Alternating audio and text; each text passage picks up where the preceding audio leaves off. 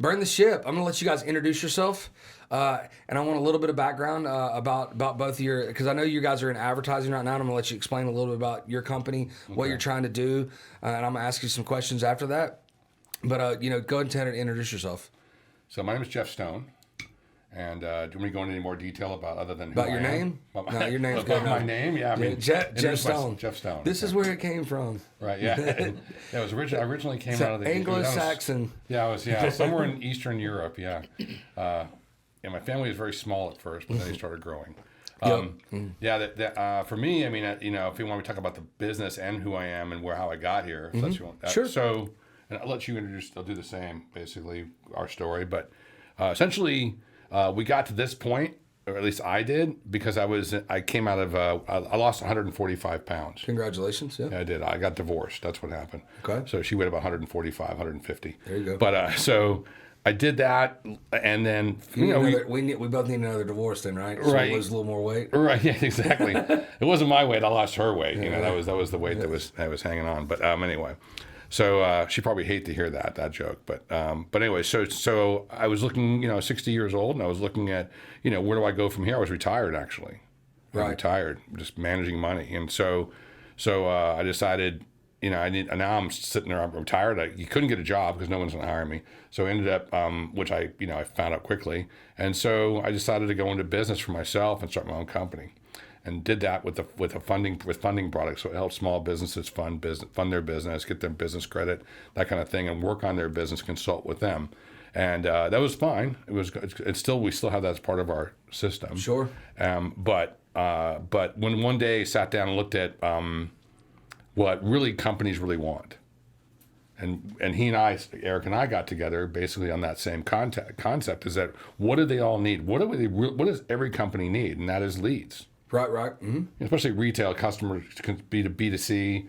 B2B needs it too, but everybody's a little different in that regard. But generally, a large swath of the business population needs a lead. Yep. A qualified lead's even better. Somebody who's more of a sales qualified lead versus a marketing qualified lead. Yeah, they're ready to buy. Right, exactly. Mm-hmm. So if we can find a way to do that, so that's what started our business, and that's where we got to building Lead Lab Magnet and figuring how we do this, how we build it, how we really push it forward. Cool. Lead Lab Magnet is what it's called. Yeah. Right. Cool. What about you? My name's Eric Regan, and speaking of the name, my name was made up. By an old president? By my mom. Oh, okay, that's good. Yeah, because back in the early 60s, it was, didn't know my dad. Well, she did. It was between three people. So she didn't know. And you couldn't be her maiden name.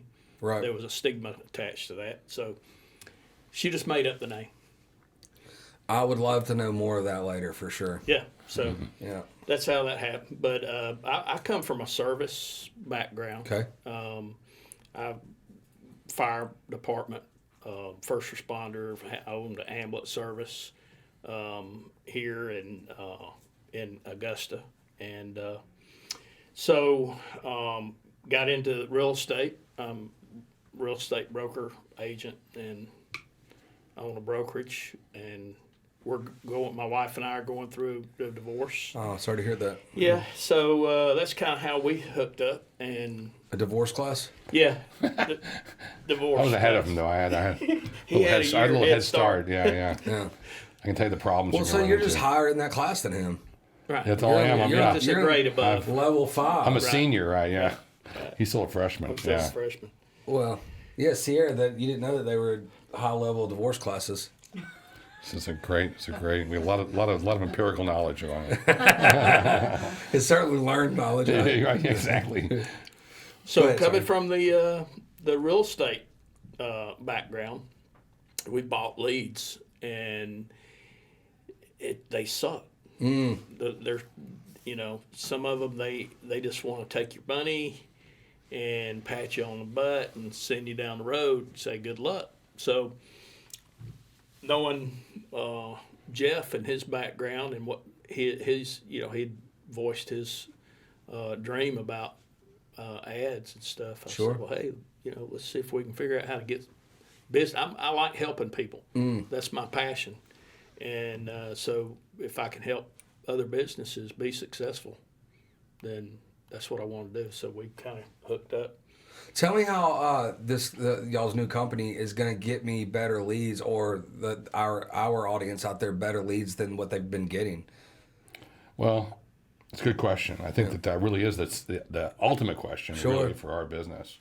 But the difference being is that most people, most ad agencies will just want to take your money. Sure. And they want to throw ads out. I've given it to them before, a bunch of times. Right. So it's sort of an experiment, right? So we're going to go through a much different process. Our process is much more customized. So we're going to build targeted audiences first. So really we're going to find, initially it's all brand. It's brand development coupled with lead development. So we're going to find out who the customer is. We're going to target that customer. We're going to target our clients' competitors, as an example. Sure. And bring business in from the competition as well. So they're in the market. When somebody's in the market to buy something, you want to capture that person, right? Sure. So there's a compelling reason to get that client and that lead. So we're going after a targeted market. Plus, we're using geofencing as a way to not only help our client directly with like loyalty programs, things like that, but we're also going to put a geofence around all their competition. So when somebody goes to their competitor, whether it's a car dealership or something like that, that consumer walks in with their telephone. We capture that. We send them an ad and they're sitting at another Chevy dealership as an example, and then they get that message from our client, and say, "Hey, we'll beat any deal." Sure. While they're in the mode, they're shopping. Now we're going to draw some of that business off that client. And whereas most people are just blasting out information or sending it on, hoping that somebody has a transactional mindset where they just Google ads and Facebook ads are great, but you need to have it's a building process for that. Sure. So well, it's amazing, especially because you have to, generations buy differently, and in this world that we're dealing with really 3 generations at one time buying differently. And I was amazed about when we started this insurance company that more than 50% of people are buying their insurance just straight off the internet now. Yeah. So, and of course that's probably the millennial more than the Generation X or the baby boomers. Yeah. But I would say it's probably half and half on the Generation X. But it's wild because you got to touch all the demographics and all the age groups and all the generations if you're in an ads campaign. Because hey, are they still checking their mail? Are they still looking at postcards? Because that's a viable way of getting business still for some businesses. And then you got your Google ads, and then you have your social media. Because I don't even think Google ads work as much for the millennials and even the younger generation as social media ads, TikTok ads, and Instagram, Facebook, those types of things. All that. So it's very interesting to know who first off, you better know who your customer is for somebody to be able to help you. And a lot of people don't know who their customer is. They don't. That's a very true thing. And then know what your cost to acquire is too. Yeah. Because then you don't know if you're making money off of it. So it's true. But I love the idea, and look, there are a lot of ad companies out there that they're not expecting repeat business because they know they're not going to get you anything. Right. They want 4 or 5 months with you. That's right. And then it doesn't work. Then what I hate about that is that, and I'm sure in your business the same thing. You get some bad apples doing that in any space, whether it's credit card processing or anything.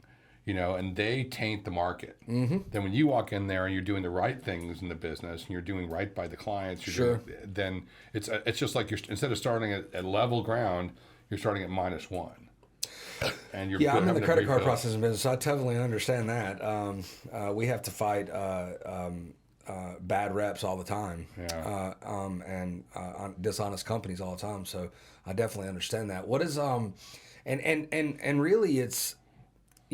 I feel like companies that I've talked to in the past and we're talking about their advertising is they expect, something to happen right now, and that's just not how it works. And you really have to know your business because every one of them's different of when you're going to get that client and how much you're going to have to spend, because one company might have to spend $5,000 to get a client, and then another company spends $5,000 and they get 60 clients. Yeah. Just depending on your average ticket and all that. So, how do you explain that to people, and what is your, now I'm not saying guarantee, but what is your philosophy on that? On ROI? Yeah, on ROI, and yeah, when should you expect a customer, and when should that person come, and then, because a lot of times it's not up to y'all. You can bring it to them. They still have to call them back and sell them. Yes. That's usually made very clear at the front end. Expectations are always set at the front end. Yeah.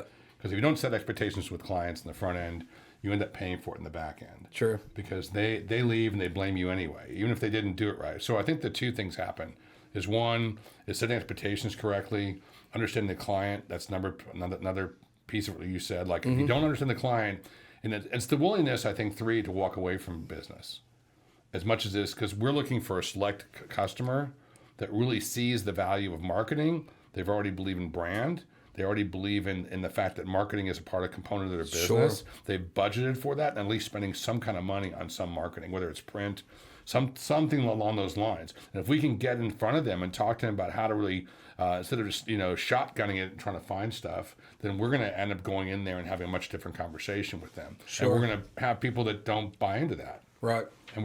And so the idea is that we rather have 30 customers that are really loyal, good customers, spending the right amount of budget, building with them directly, than having 100 customers who we're just throwing stuff against Constantly the wall. turning over too. Yeah. And so that's going to be an instrumental when it comes to how to find the right lead. Because if you and I are on the same page, Sure. and we understand the direction, and I'm working with you, not just telling you what to do. Right.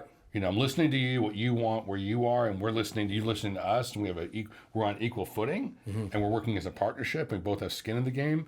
Then I think that changes that dynamic. And when we do that, we really end up getting a chance to really, really push forward great opportunities, whether it's videos and webinars and different ways to creatively come in, because you're letting me be creative, right? Right. But if you say, Jeff, this is the way I've done it all the time, and I haven't been successful, and I'm not going to do it again, Right. then that's fine too. But you're not our client probably, because Right.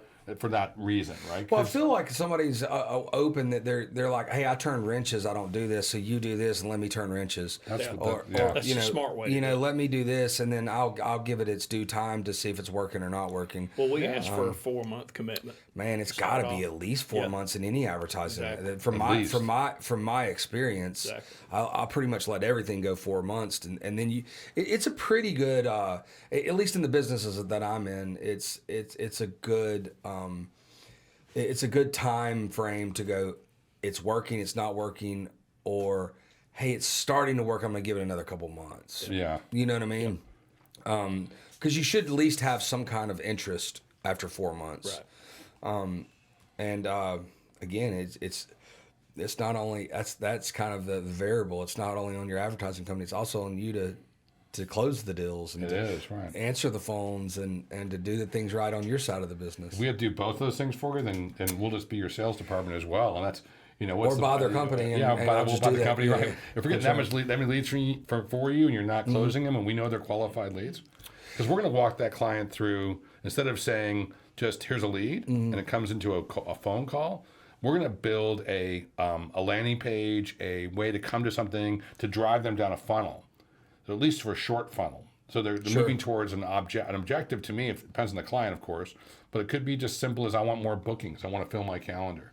The people who said yes, and I answer some questions, they pre-qualify. By the time they get in front of a sales rep, or by the time they get in front of your business, that they at least are in that right mindset. Sure, absolutely. And so you're not going to close them all. But No. if we can go from a 20% closing ratio to a 30% closing ratio, That's good. It's worth it. That's worth it. Then it offsets your cost, and we have lifetime value with that, with the client, and that helps us keep on moving forward. Sure. So we'll have less clients, but the clients we have, we really have a true relationship with, and that's what it's about. It's course. relationships. Couple questions. What is something that you do very well in your business?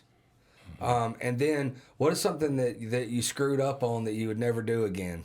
Because that's our client, our viewers love to hear the screw ups just as much as the great things, because You got to learn from both sides. Yeah. I think what we really do really well is pick the right customers. Okay. So we have the better conversations, and I think we really do it really well where we understand the client before we dive in beyond that. And other thing we do is we have skin in the game. When you're talking about picking the best customers, are you talking about picking the right verticals for what you guys do? Yes. Is that specifically? Picking the right verticals, because let's face it, if you're a personal injury attorney, Yep. you get one case that's decent size, and we market for 4 months with you, and you pull one case out of that. You're paid for 3 years worth of it. Yeah. So that's the right customer.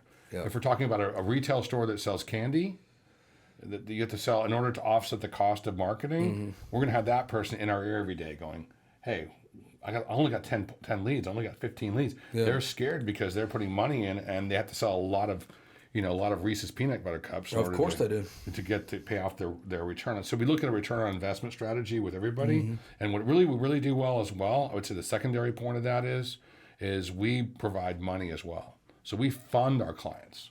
How so? We have a funding program that allows them to have unsecured credit line, and we build their credit. We take them off their personal credit. For a lot of small businesses use personal credit.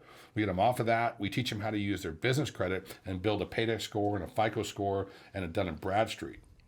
So we put them in that position, and we can get them up to $250,000 at 0% interest. Cool. So that money really takes them from the position of going, hey, I don't know what my budget is. Right. And I don't know how much money I should spend on marketing. Sure. And I don't really know if I have the money for marketing. And I can give you this, but hey, let's keep in mind, this is my mortgage money, right? This is right. This is my, and so we don't want that. So we'll say, listen, let's talk about money first and get you the right financial position.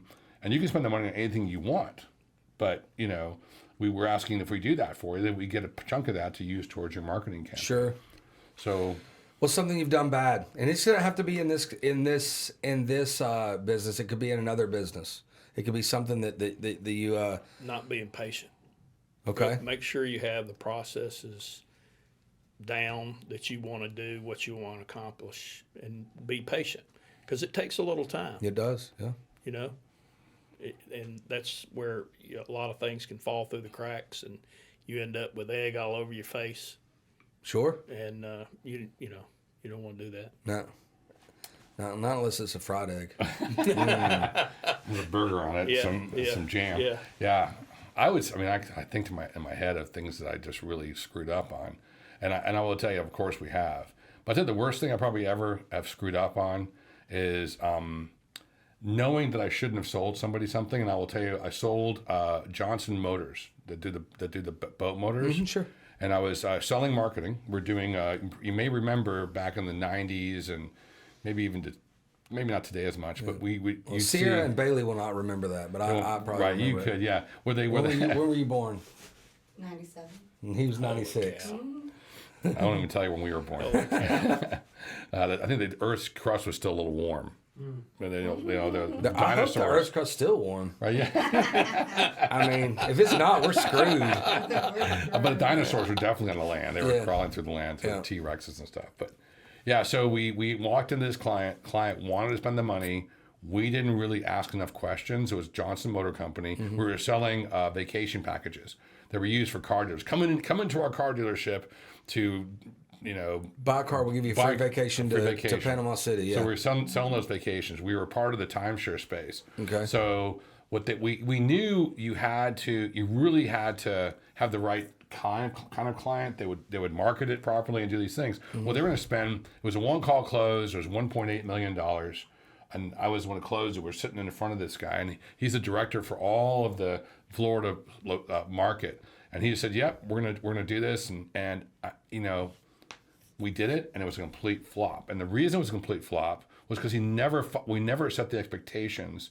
We took the money and walked out of the deal. Yoo-hoo! We went out. Big sale. We had big sale. We went and we had dinner. We went and celebrated at the office. It was popped the champagne, and like within 3 months, this guy was in our office, just completely miserable and hated everything.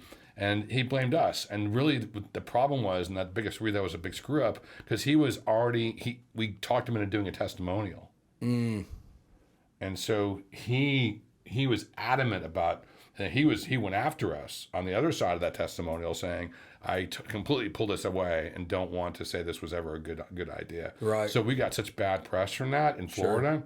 We couldn't sell any more boat dealers were one of our like niche markets. That was a big one, huh? So but we didn't really sell the boat dealer. We sold the guy who sold the motors to the boat dealership. So it was a bad mistake. And Good lesson learned, right? Yeah, it really was. So we really appreciate you being on Burn the Ship. So the last thing I want you to do is repeat your name, your business name. Tell us how to get a hold of you, phone number, your social media links, and your email addresses, website, that kind of thing. Okay, go ahead. Eric Regan, Lead Lab Magnet. Eric at leadlabmagnet.com. 678-832-9996. Cool. Yeah, we're good. We're good. Thanks for being here. Go ahead. No, go ahead again. I'm Jeff Stone, and my email address is jeff@leadlabmagnet.com. Our website is leadlabmagnet.com. We are on Facebook. We're on LinkedIn under leadlabmagnet.com or Lead Lab Magnet, and we're expanding our social presence as well. But we have that, and I would say that's about it, really. Probably the best way. Oh, and 770-851-8196 is my number. Thanks for coming in, guys. Thank you. Enjoyed it. Appreciate it. Yeah, absolutely. Yeah.